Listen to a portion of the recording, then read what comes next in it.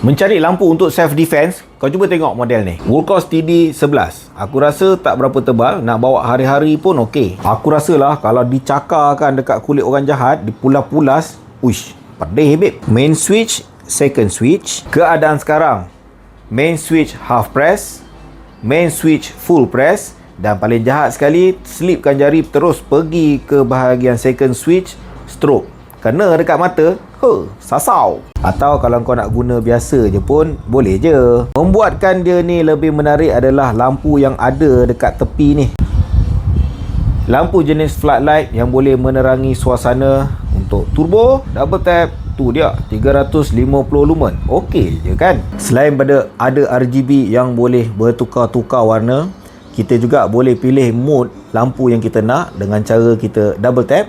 Dia akan masuk mode pertama dan boleh pergi sampai ada 9 mode.